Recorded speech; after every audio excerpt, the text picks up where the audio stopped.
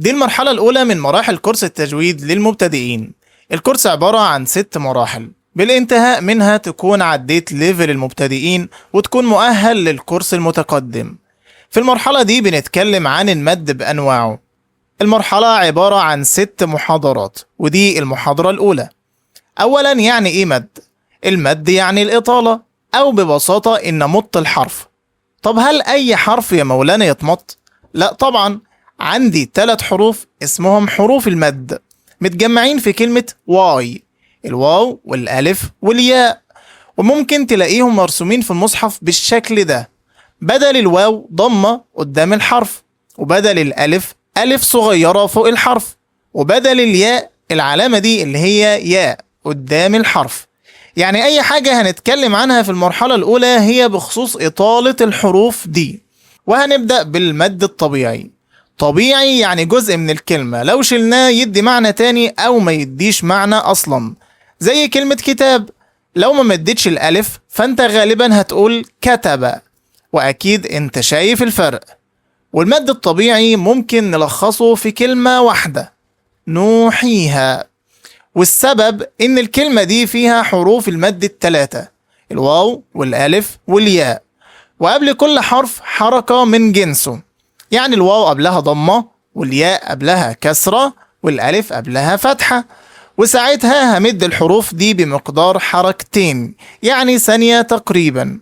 ولو ما تعرفش يعني ايه حركة، فهي وحدة قياس المد، ومشهورة بين علماء التجويد بانها مقدار ثاني الاصبع وفرده. يعني تتنطق كده: نوحيها. خلينا نقرأ مع بعض آية نطلع منها المد الطبيعي اللي موجود فيها.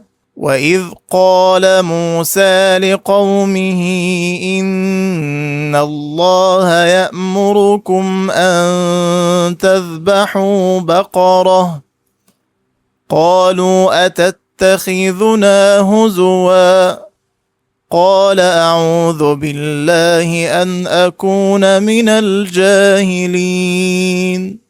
أول حاجة الألف في قال، لو لاحظت مفيش عليها أي علامات، لا فتحة ولا سكون ولا غيره. نسيب الألف ونبص على القاف اللي قبلها، هنلاقي عليها فتحة، والفتحة من جنس الألف، يبقى أمد الألف مد طبيعي مقدار حركتين.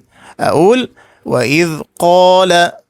برضو في كلمة موسى، الواو قبلها ميم عليها ضمة، والألف قبلها سين عليها فتحة. هتقول لي يا مولانا دي ياء. اقول لك ما تبقاش غشيم، انا قلت لك ان الالف ممكن تبقى مكتوبة في المصحف الف صغيرة كده، فحتى لو اصلها ياء بتعامل انها الف. يبقى اقول واذ قال موسى. بعد كده هتلاقي الواو في تذبحوا. انت خلاص بقيت اشطر مني. عندك برضو الواو في قالوا، والالف في هزوا. طلع انت باقي الكلمات اللي فيها مد طبيعي في الآية. لو وصلت لهنا فأهنيك على انتهاء الخطوة الأولى في رحلتك إنك تكون مع السفرة الكرام البررة. تقبل الله منا ومنكم.